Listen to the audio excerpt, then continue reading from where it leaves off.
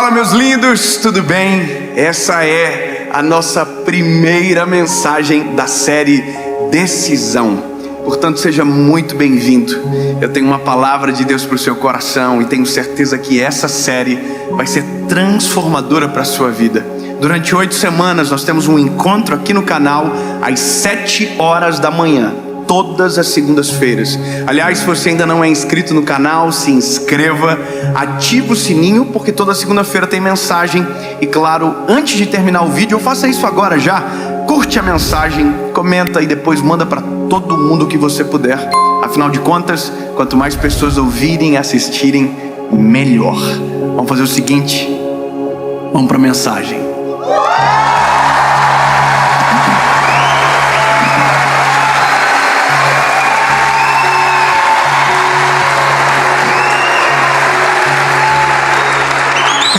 Parece que foi ensaiado aqui. Jó, capítulo de número 4, versículo de número 3.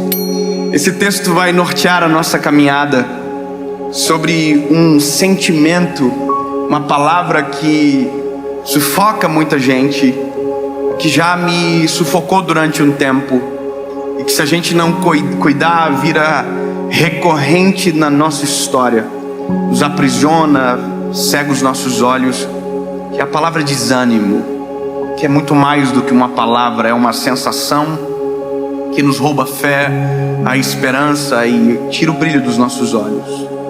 O texto é de Jó 4, é o capítulo, o versículo é o 3, diz o seguinte: eis que instruístes a muitos e fortalecestes as mãos fracas.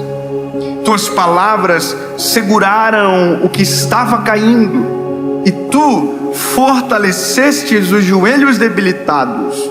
Mas agora isso vem sobre ti e te enfraqueces. Ela toca em ti e te perturbas.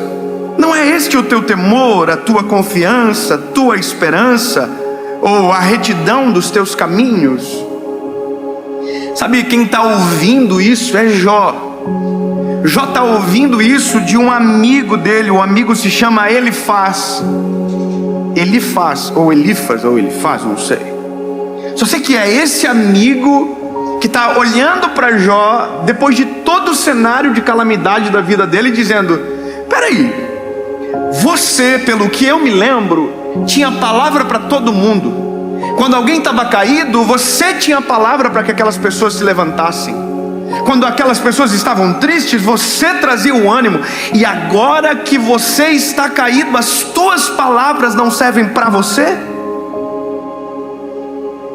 Eu não sei como vocês entendem isso, mas já parou para observar que tem coisas que a gente só acredita com os outros? Tem coisas que a gente só acredita para alguém, mas não sobre nós. Que existem palavras que a gente é profissional em dizer sobre a vida dos outros, mas que quando chega na nossa vez de crer, na nossa vez de viver, a gente não consegue acreditar de verdade. Ou seja, me parece que às vezes a nossa fé só é funcional quando é o outro que está por problemas, mas quando é na nossa vez, tudo o que nós cremos, a gente esquece. E é sobre isso. É sobre um sentimento que rouba a fé, que rouba toda a nossa pregação. E isso é muito perigoso, porque pregamos lindamente, mas quando é na nossa vez, nenhuma palavra pregada serve para nós. E é isso que eu me deparo nessa história, e que de verdade, de maneira humilde, reconheço que já me deparei na minha vida também. No dia que nenhuma das palavras que eu havia pregado serviriam para mim. De tudo aquilo que eu cria para aquele momento, parece que não era para mim, mesmo sendo completamente direcionado para o meu coração. Jó teve perdas irreparáveis. Se você olhar a história de Jó, você agradece a Deus pela sua vida. Você pode estar na pior situação da vida, do mundo, mas se você ler a história de Jó, você vai dizer: meu Deus do céu. Jó perdeu os filhos, perdeu todos os bens, todos os seus servos. Jó perdeu tudo. Quando Jó tem todas essas perdas, Jó só não fez uma coisa: Jó não blasfemou contra Deus, mas Jó blasfemou contra a vida dele. Jó desejou morrer, Jó teve sentimentos dessa maneira, porque as dores foram muito agudas. A dor foi extremamente aguda. Agora, o interessante é que no meio de todo esse cenário de dor, existe um homem justo, existe um homem bom. Tanto é que tudo isso aconteceu com ele porque Deus permitiu, porque ele era bom. Aí é uma confusão tão grande que eu não vou saber explicar. Porque na nossa cabeça, se nós somos bons, tudo de bom tem que acontecer com a gente. Mas não é assim que a banda toca. Bons sofrem, porque na verdade, desculpe, mas nem bons somos. A gente pensa que somos, mas não somos. Tá vendo essa pessoa perto de você aí? Ela é ruim.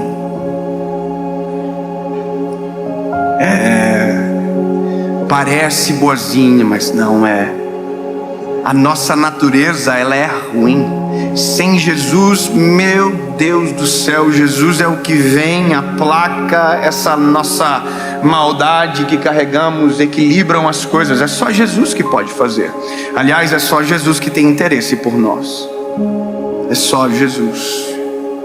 Então, quando eu olho para um cenário como o de Jó, eu olho para a história, para o desânimo, para a batalha, para a luta. De verdade, eu confesso que se fosse a gente não ia saber muito o que dizer. Confessa, como que eu chego para uma pessoa que perdeu tudo e digo: olha, eu até nem sei o que eu vim fazer aqui.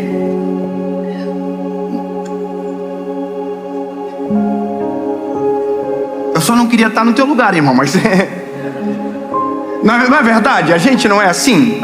Agora, por quê? Porque aqui a gente está falando de algo muito grave. Mas quando a gente olha a história completa, eu sei a história completa. A história completa é: Deus restituiu tudo o que Jó perdeu. Jó viu os filhos até a 4ª geração, e aí descansou no Senhor. Jó teve tudo restituído: os bens, os servos, as propriedades, os filhos, tudo em dobro. Deus deu, Deus retribuiu. Agora, a gente consegue olhar assim porque a gente conhece a história toda. Agora, Jó não sabia disso que ia acontecer. Você entende? Jó não viu o todo, Jó via parte da história. E a parte da história que ele estava era aquela parte onde ele perdeu tudo, e ele não consegue ver para onde vai, o que vai acontecer. E esse é o cenário às vezes da nossa história. Enquanto estava tudo bem na nossa casa, enquanto estava dando tudo certo, a gente tinha palavras para todo mundo: olha, Deus é bom, Deus é fiel, Deus é justo, Deus está no controle de todas as coisas, descansa no Senhor, Deus está cuidando, sabe, relaxa. A gente fala para todo mundo: olha, acalma o coração, ora, se você orar, Deus responde. Só que em um determinado momento da história, o jogo vira, e eu chamo isso de dia mau, de vale. E a primeira coisa que a gente precisa ter a ciência e a noção é que sim, a vida é feita de montanhas e de vales. E que um dia estamos na montanha e talvez no outro dia estejamos em algum vale. Mas o vale não é um lugar para morar, o vale é um lugar para passar. Deserto não é um lugar para morar, deserto é um lugar para passar.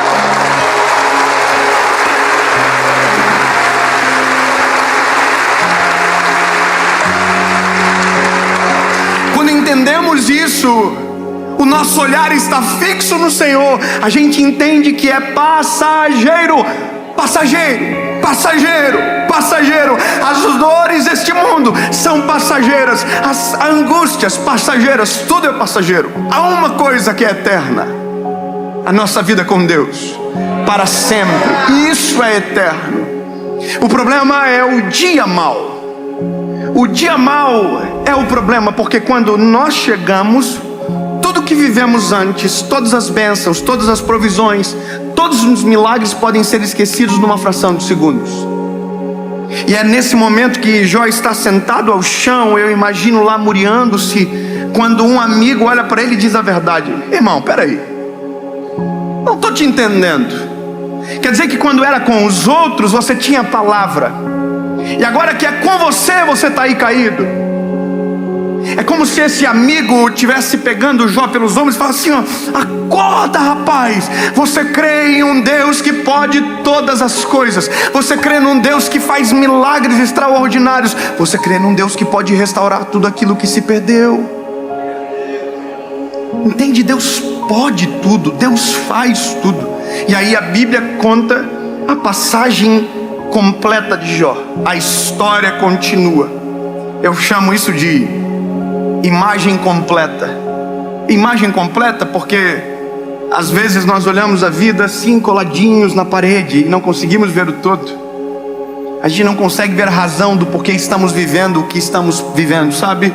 E aí de repente a história avança, a gente vê o todo e a gente olha para trás e diz o quê? Ó, agora faz todo o sentido.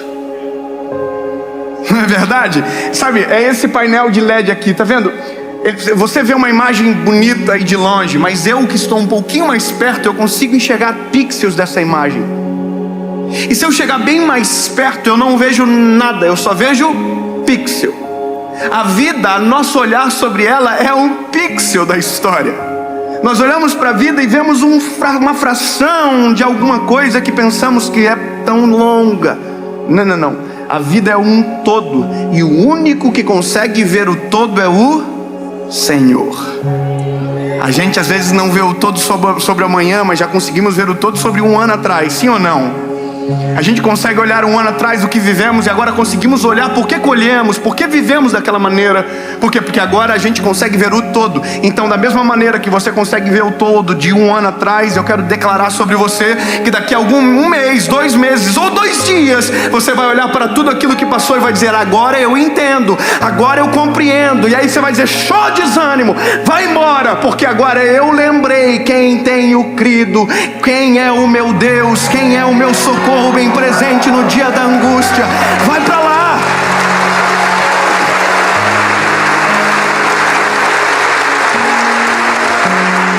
Porque o sentimento de Jó, de verdade, não é a ausência de Deus que causa.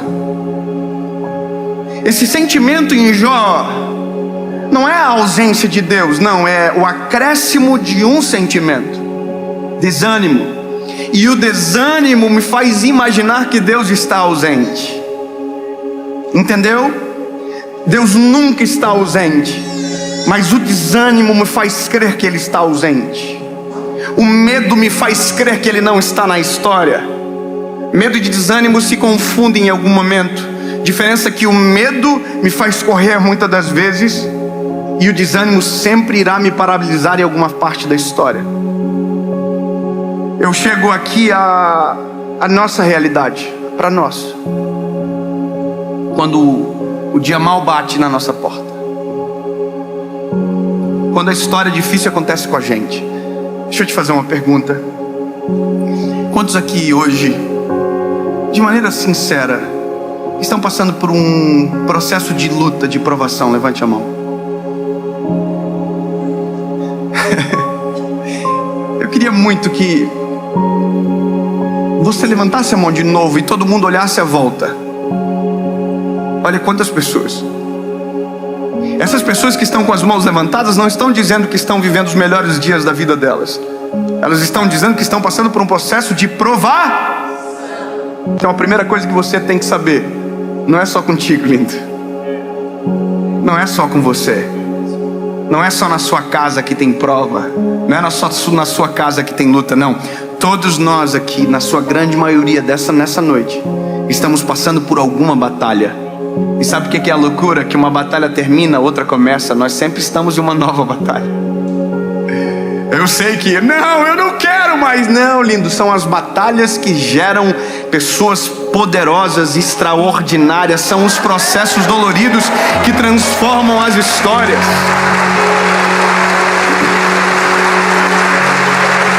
É inerente do ser humano. Eu queria muito chegar aqui e dizer: olha, depois que você aceitar a Jesus, você não vai ter mais nenhum problema. Se você reconhecer Jesus como seu Salvador, a sua vida vai ser um mar de rosas e uau, ninguém vai ficar doente, ninguém vai cortar a sua frente no trânsito, vai ser tudo lindo. As pessoas vão passar por você e vão dizer bom dia. Não, lindo, esse é um sonho, mas a realidade não é assim. Aceitar a Jesus, crer em Jesus, ter Cristo como nosso amigo, companheiro, não nos livra da batalha, mas nos livra na batalha. Não entendeu? Eu vou melhorar. Não nos livra da, nos livra na. Peraí, como assim? Porque se ele livra da, eu nunca saberei do que estava perdendo para poder agradecer. A confusão é mais ou menos assim, eu não sei o que pode. Não. Agora quando eu me livro na, eu saio da batalha muito mais forte para enfrentar qualquer outra tempestade, porque eu vou poder dizer assim: olha, eu tenho um Deus presente na batalha. Ouve a minha oração. Sabe, é a loucura da vida. É difícil tentar explicar, mas é assim que a gente tem que crer, porque essa é a realidade. Eu tenho 31 anos de idade. Parece menos? Oh, obrigado, Jesus. Vocês não sabem nem disfarçar. Mas escute isso aqui. Eu aceitei Jesus com 19 anos de idade. Eu tinha 19 anos quando eu me choquei com o Criador. E sabe qual é a loucura? Foi um dos piores dias da minha vida. Foi muito dramático. Eu já contei essa história muitas vezes. Foi o pior dia. Mas ao mesmo tempo que foi o pior dia, também foi o melhor dia. Porque foi quando eu me conectei com o Criador e a minha vida mudou dali para sempre. E aí eu aceitei Jesus e a minha vida mudou. A pergunta ou a constatação é que naquele momento criou-se talvez uma expectativa que não haveria mais sofrimento na nossa casa. Aparentemente é isso que muitas de nós pensamos. Agora acabou. E não acabou. Não acabou, porque as batalhas, elas permanecem, elas continuam. Os problemas vêm. Só que agora a perspectiva de resolução de qualquer problema é totalmente diferente. A forma de ver as coisas mudou completamente. Agora a gente vai ter uma filha, a Serena, vai nascer agora. Mas eu sei o que é experimentar a perda de um filho. Sabe, tem coisas que nós vivemos que ficou dentro da nossa casa, mas eu sei o que é ter dor.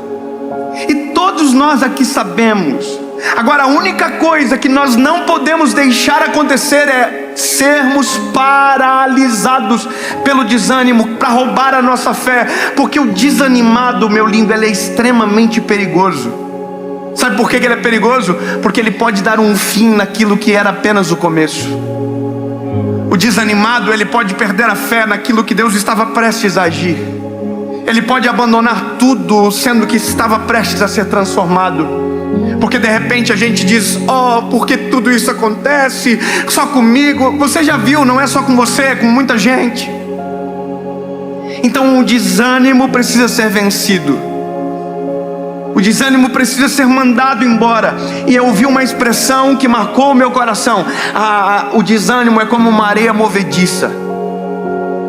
Você já viu aqueles filmes que aparecem um cenário de areia movediça? A pessoa pisa e ela começa a afundar. Você já viu isso, sim ou não? E aí ela vai afundando, e ela sozinha não consegue sair daquele lugar. Você ouviu o que eu acabei de dizer? Sozinho o desanimado não consegue sair daquele lugar. Eu estou querendo dizer alguma coisa aqui, não sei se você percebeu. O desanimado sempre vai precisar de alguém animado perto. A gente sempre vai precisar de alguém que permaneça com fé à nossa volta. A gente sempre vai precisar de um Elifaz que vai olhar pra gente e vai dizer: ei, quer dizer que quando era pros outros servia, e agora que é com você não serve mais. A gente sempre vai precisar de alguém cheio do Espírito Santo à nossa volta, que vai olhar pra nós, vai perceber o desânimo, vai perceber o semblante caído e vai dizer: o que está acontecendo? Qual é o teu problema? Levanta a cabeça. Eu vou orar com você. Eu não vou deixar você desistir. O desânimo vai ser vencido no nome de Jesus. Acorda, sacode a poeira, sai dessa situação. Sabe o que é isso? É a mão de alguém cheio de Deus arrancando você da areia movediça do desânimo. É dizendo: sai fora, você não vai afundar mais, não na minha frente, levanta, sai.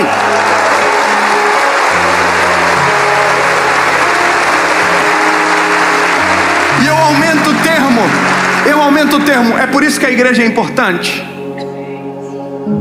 Porque a igreja é um ambiente onde pessoas estão olhando para as pessoas. E se tiver alguém na areia movediça aqui dentro, não vai afundar. É por isso que precisamos de andar com pessoas cheias de Deus à nossa volta.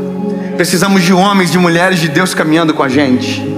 Então, meu lindo, eu não sei qual é a sua situação, eu não sei qual é o nível do teu desânimo, mas talvez é um nível que você não consegue mais crer que Deus pode fazer alguma coisa ao teu favor. Então eu ouso em dizer que chegou a hora de alguém sacudir você e te lembrar que todas as palavras que um dia você usou para alguém servem para você também.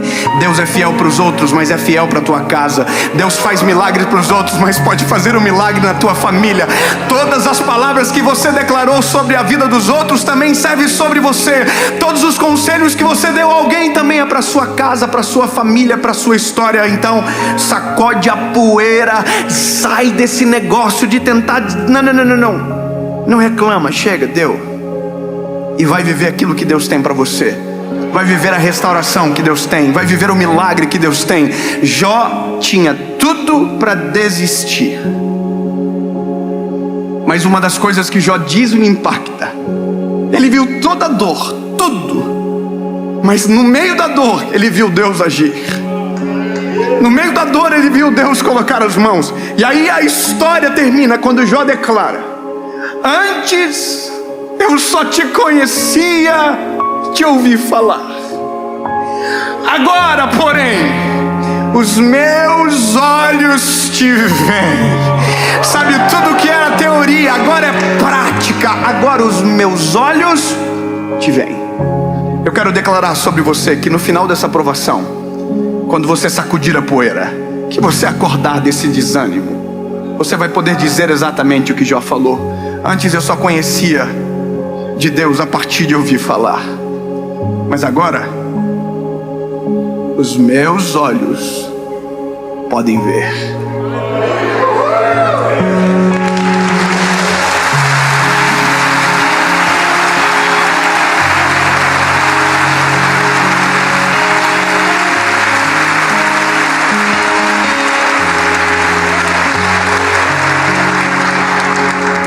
Eu queria poder ter tempo de contar para vocês todas as vezes que Deus me socorreu, todas as vezes que Deus enviou anjos para nos tirar do desânimo.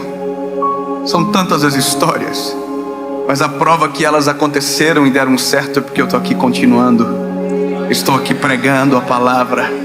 Só que eu não posso esquecer que tudo que eu estou falando para vocês tem que servir para mim também. Jesus tira-nos do desânimo, nos deixa fraquejar a nossa fé, encoraja-nos a viver a tua vontade. Senhor, a gente não consegue ver tudo, a gente vê um fragmento da história e às vezes desesperamos, mas não é assim que queremos viver. Jesus, abre os nossos olhos, socorre nosso espírito e nos faz enxergar a esperança. Em nome de Jesus, que agora, Senhor, dentro dos lares, onde tiver alguém assistindo, que seja socorrido pela tua presença, e que o brilho nos olhos volte, e que uma luz no fim do túnel apareça. Em nome de Jesus, amém.